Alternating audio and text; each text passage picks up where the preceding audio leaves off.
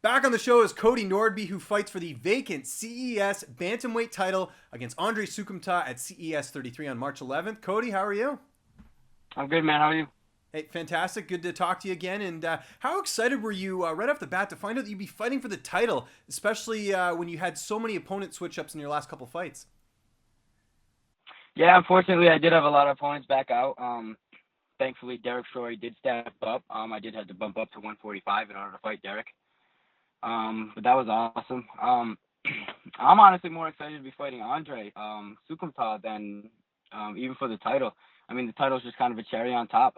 Andre's a fight I've wanted for a while.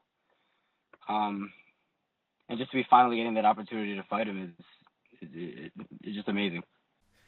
Now, looking at your career here, you lost three straight fights from 2013 to 2014, and last year you went 3-0. You got a really impressive record last year, especially the win over Dennis Paiva. What do you think has been the biggest difference as far as you having so much success last year? Definitely my training camps.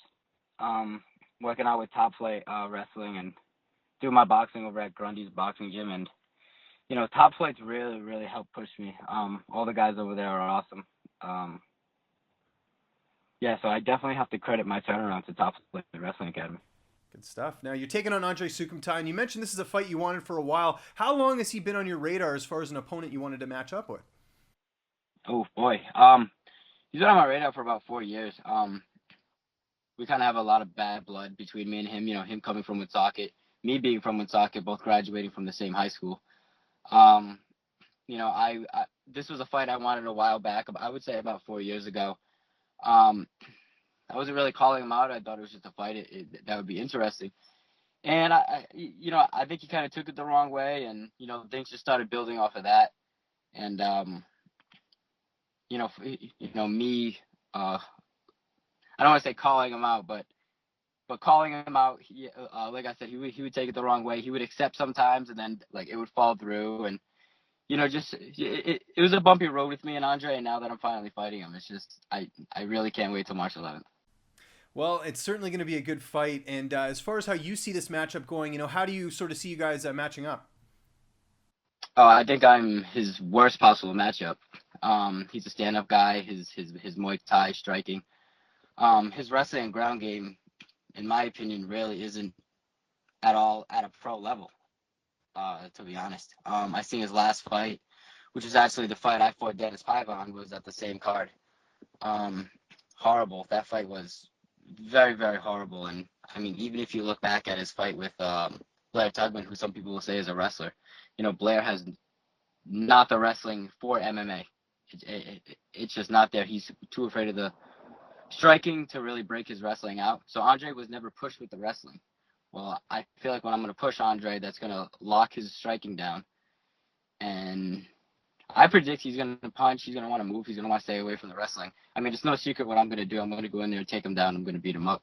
And I don't see him stopping that. I think Dennis Paiva was a much better fight than Andre.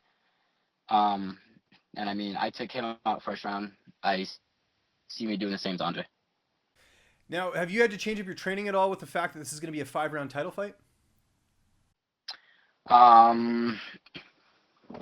Change up the training. Yeah, a little bit. I mean, I'm being pushed hard in the room. When we're in the room, I'm in the room with about 8 guys.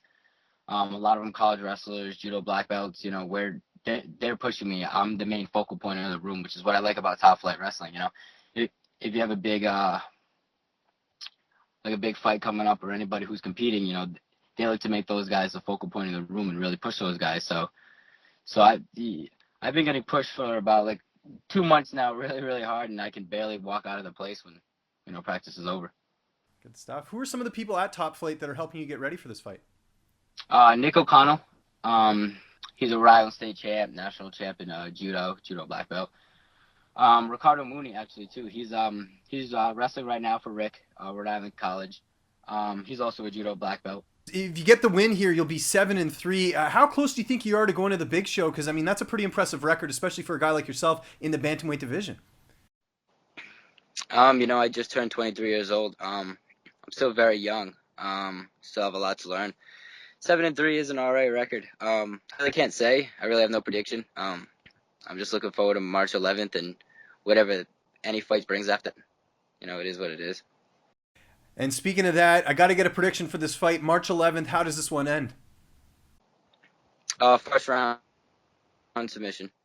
Looking forward to your fight, CES 33 for the bantamweight title. Kody, I want to thank you so much for joining me here on the program. Just remind my audience where they can find you on social media and give any thank yous or shout outs. The floor is yours. Thank you. I definitely want to thank Top Flight Wrestling Academy, sponsors Hayabusa and CF Athletics.